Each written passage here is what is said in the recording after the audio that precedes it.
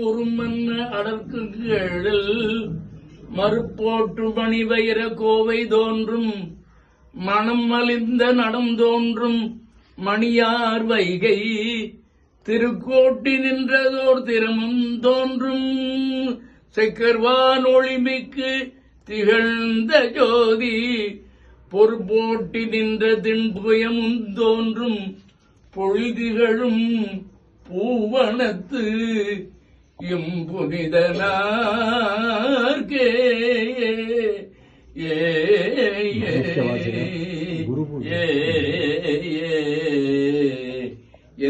எந்தாய் சுற்றம் மற்றும்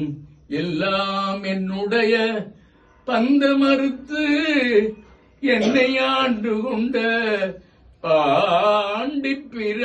பாண்டிப்பிரான் அந்த இடைமருதில்